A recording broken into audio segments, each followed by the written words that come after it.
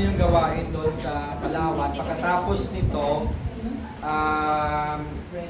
yung yung testimony time, i-reserve na lang ang iba next Sunday sa testimony time. Tapos niyan, i-pray na tayo. So Dan, please come forward. Kailan yung last? Kailan yung last niya? Hindi ko na matandaan. Hindi pa na pandemic pa yata yun, no? Last year na. Last year. Settle yan sa goal. Oo nga pala. Sige, si Pastor Janana, ginig tayo sa kanya. Good morning sa inyo lahat. Ano? Good morning! Ano yung bago? Tagalog ko? Tagalog din. Tagalog. Okay, no? Parang hindi ko alam ang sasabihin. Kasi last year, kunti lang tayo dito, di ba? Diyan kami nakaupo, the business, lang, no? Kaya ngayon, napilitan talaga kami bumalik kahit wala sana plano. Ha? Matagal bago ako na-convince na pumunta dito sa Bayaklan. Dahil sa pagtawag ng anak namin dito, huwag mo na patagalin, no? Kasi nang mag-edad na ako ng 71 years old, ay doon na lumabas na yung lahat ng mga karamdaman sa katawan. No? Kaya mga 2 weeks ago, muntik na nang iniwan si Mrs. Iyak siya, no? Kasi hindi na ako makahinga, masikip na yun talaga dito sa dibdib ako, no? Kaya 11 o'clock ay pumunta kami ng hospital at saka natakpan ko yung pagsak yung blood pressure ko 60 over 70 over 60 pressure, no? Tapos iba pang mga karamdaman ko, no?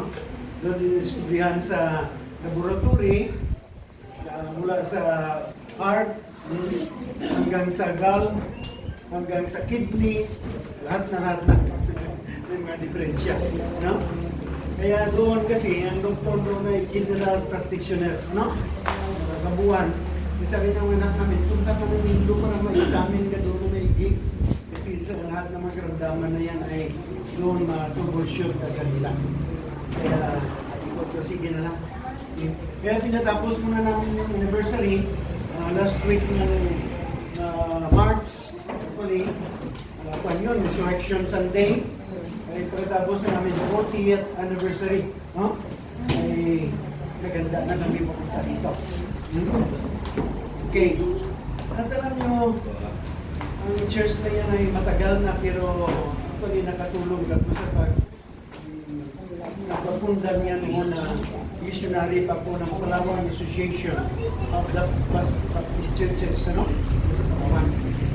At after that, punta kami dito sa Aklan, kilala ninyo? Anong year ba yun? Hindi ko matandaan. Basta malis kami, 2000, ano? Hindi, pagbalik na namin yung Frank.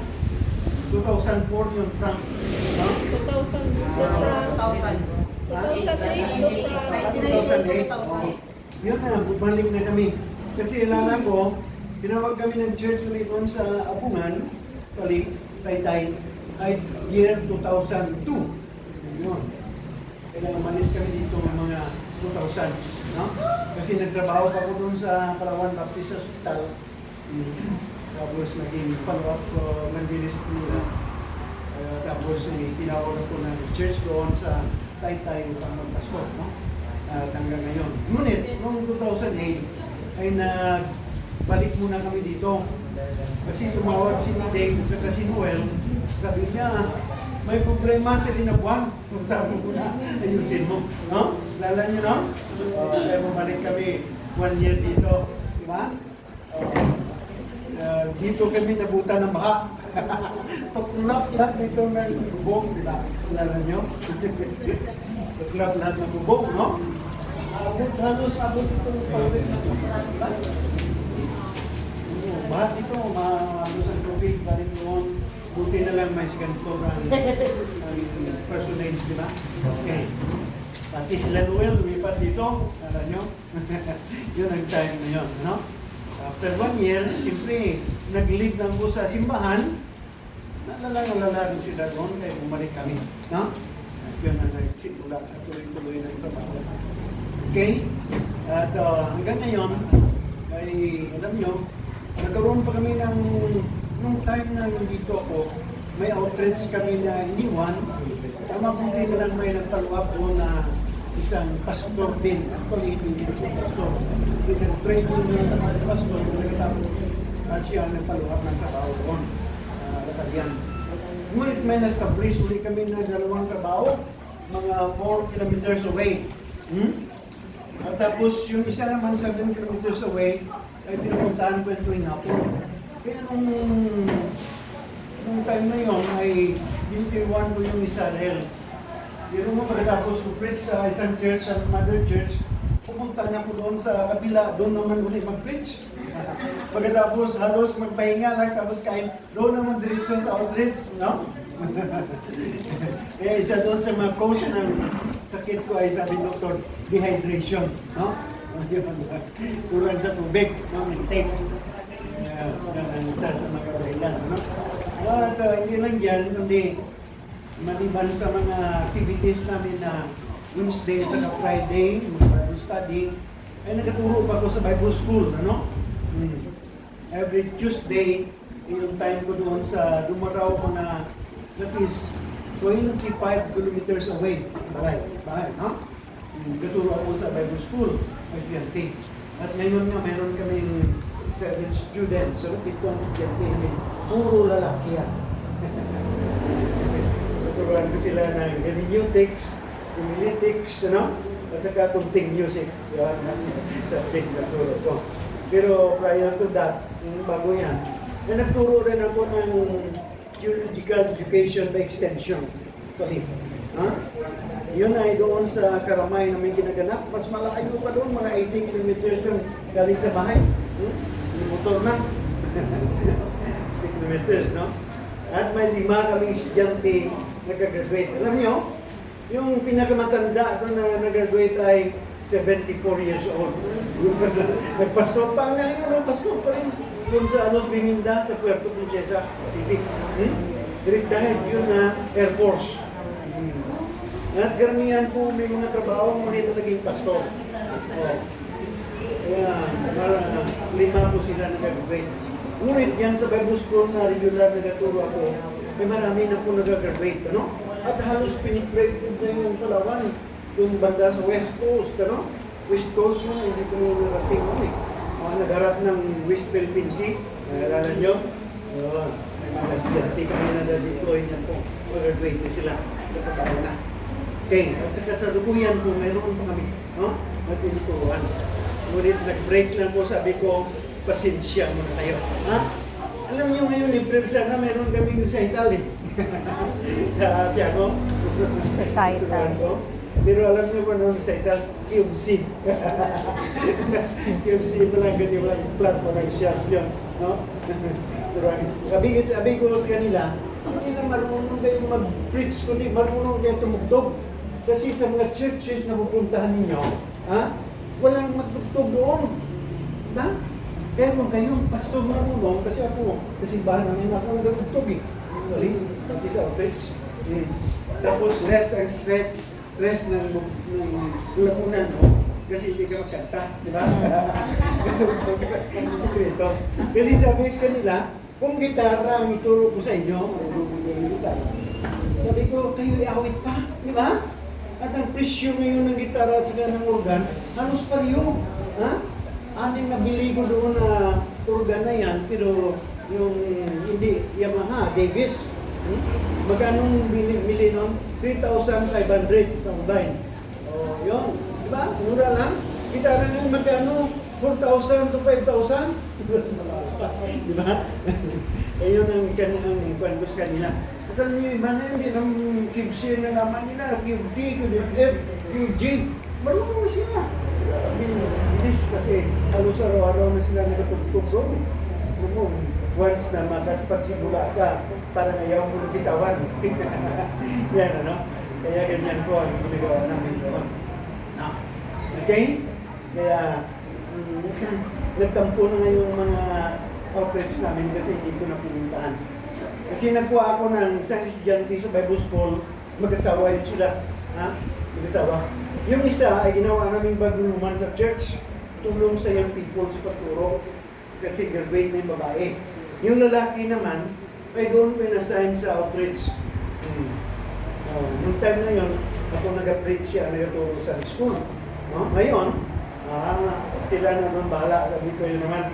Nagtampo yung isang matanda doon, sabi niya, kasi kunti na lang kami, iniwanan mo na.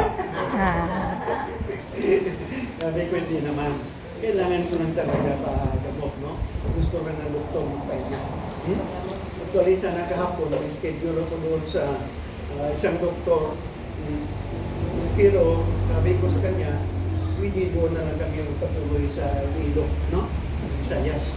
At nung last Wednesday at Thursday, may nagkaroon na kami ng examination niya kay Dr. Cortez, no?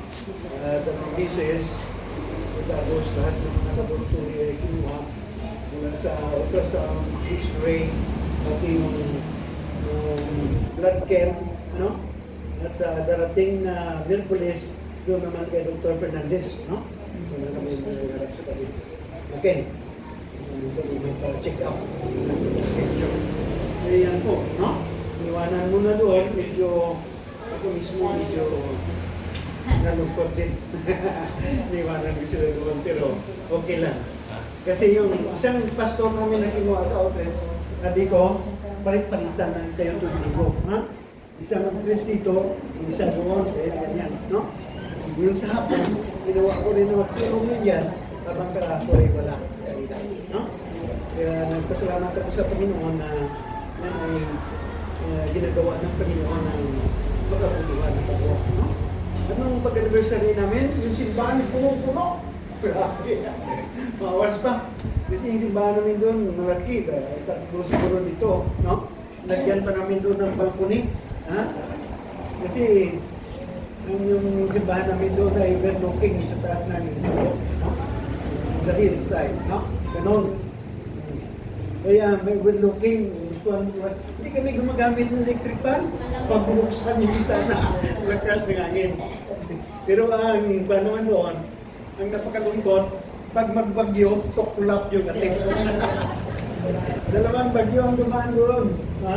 Yung una ay yung Queenie, tuklap yung ating namin, palit.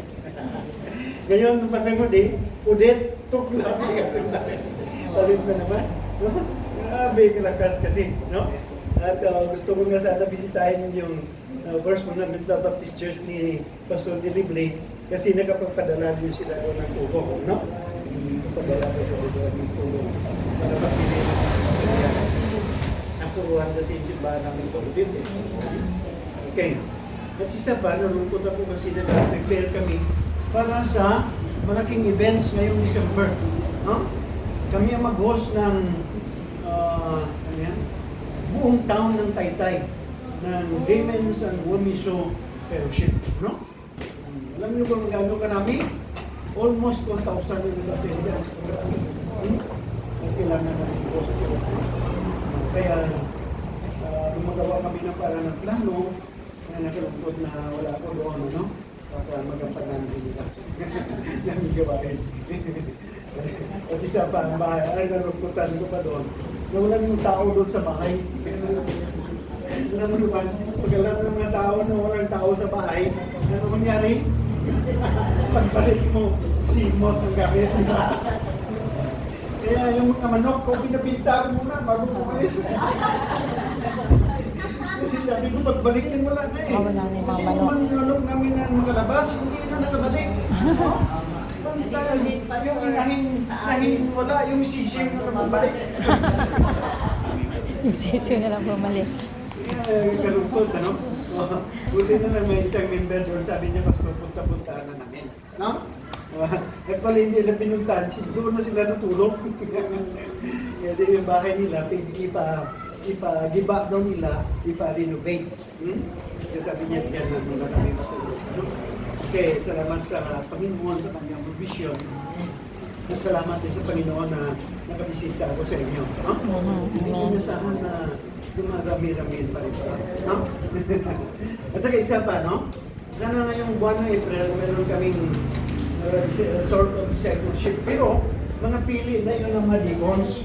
Kasi may mga churches doon na deacons lang na mamahala sa kanilang simbahan. No? At yung module na gagamitin namin ay galing doon sa Cavite. Doon nalaman si Dr. Bayani de Jesus, yun na nag-provide sa amin. No? Supplies para talaga sa mga deacons kung sila mag-lead sa simbahan. So, sabi ko na sa partner ko, at saka inaanak ko rin sa kasal, sabi ko, Yung sa pasensya na muna. Postpone muna natin kasi babunta muna ako ng dito. yung national. Kaya doon sila nagturo doon sa Ilido, bayan ng Ilido. Doon nila try out yung program nila. No? Kaya salamat sa Panginoon na kahit sa mga katandaan ko na ngayon ay Yung kamamaya doon sa...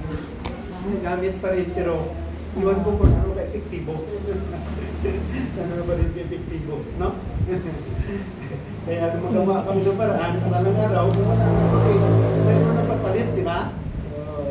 Napapalit kasi yun ang programa ng Panginoon. Pasa yung baton, kasunod naman na magdadala dito. Di ba? Okay, siguro yan lang. At thank you very much. Ano? Okay, so maraming salamat, and this time, ano lang kita siguro mag-share lang. Dalawa lang mag-share ng blessing. No? After that, kukunin na natin mga prayer requests, tapos manalangin na tayo. Sinong prayer request? Ako guys. Si brother na muna. Pastor brother.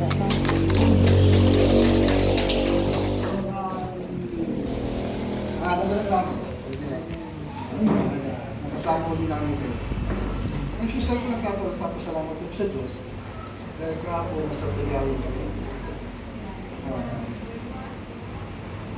Hindi na ako.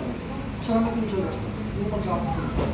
Masaysa na ko sana, sa post din ako. Yung magkapon ko. So, nung talagang 5 days kami dito, hindi namin naranasan. Oo, yung brown out. Sa lahat na marami kami pinuntahan. So, walang hassle. Nangyari.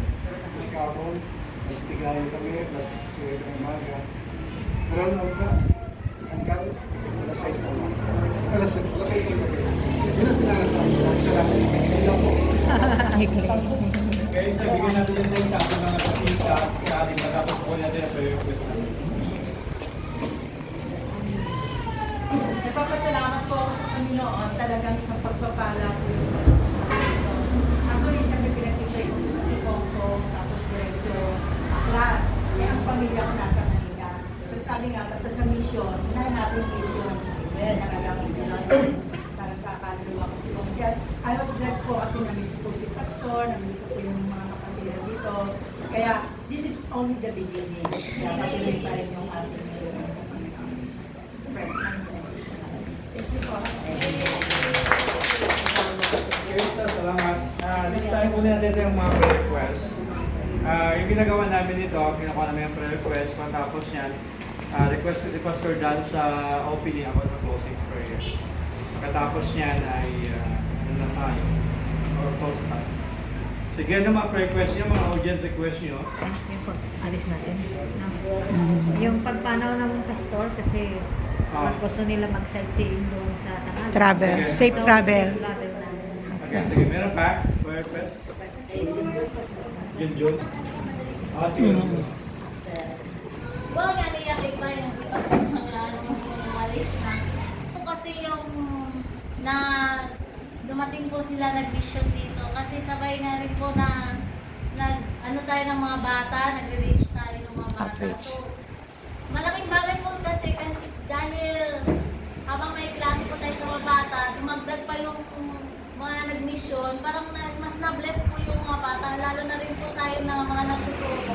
Mas na-bless po tayo, tapos mas na-encourage po tayo na mas sipagan po natin yung gawain ng Panginoon. Amen. At maraming po pasalamat po at blessing po talaga yung pag-mission po nila dito. Salamat po. Amen. Thank you po. Salamat sa Panginoon. Okay, so this time, ano pa yung prayer request? June. Sino yung Student. hindi. Nabibili ko silang po sa ano pamaya. Ay, Bukas ng gabi. So, bali, ayun ang flight yung bukas ng gabi. So, okay. Ano pa? Ano ba? Ano din, hindi na ako ng request Kayo. kasi yung softball team ng Bobo, bali, from time to time, gina-reach out namin, may tutulong kami sa bilang taga-bubog kami. Player ito ng softball team ito. So, nag-champion sila the last time yung sa qualifying sa region. Sana yun din ang tinunta ko yung coach nila kung bisita kami kahapon, sama ko si Pastor Ren, pero hindi na nga ako pwede Walang nung nasa ano time. kasi pagod na rin. So, pupunta ako mamaya doon sa school, sa pilot sila ngayon. Nakapractice na sila ngayon, preparation nila para sasarang sila sa Bacolod championship. Mag-pray natin. Pinag-pray ko lang doon na mag-reach out ng mga bata ng gospel. At the same time, mentor sila. So yun naman ang ano natin doon. So, before the pandemic, ginagawa namin every Saturday, kung may available kami ng time, pupunta kami doon sa school, sa Bubog, dadala kami ng pagkain, ng snack nila. Patigil lang yun ng pandemic. So, pray natin na maging fruitful at pag-reach out sa mga bata. Yung mga softball team ito, plus yung coach nila, si Coach Barrios, Christopher Barrios. Ano pa? As a prayer, pastor sa akin kay get to work with the Ha? Get to work. Fit to work again. Wow, amen. Diba? Salamat tayo sa Panginoon. Meron pa dito, request. Mas pa, kay Pastor Dan na request. Yung request yung sa Palawan ako mag-pray mamaya. Tapos yung request na dito. Good health. Pag-pray natin sa Pastor Dan mamaya. May request kayo particular dito, Pastor? Doon sa ano? May organ request ka mo sa Palawan. Ano yung pray natin sa inyo? Pag-training nyo doon sa Palawan, yung bagus school natin, kasi mag-closing na yung May, no?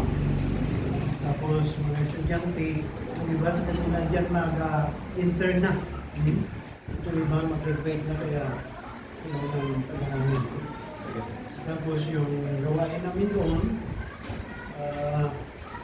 tigit sa preparation para sa mga big events, no? Yan. Kasi mahirap kung wala kung ilang buwan na lang eh. Okay, pag-pray na.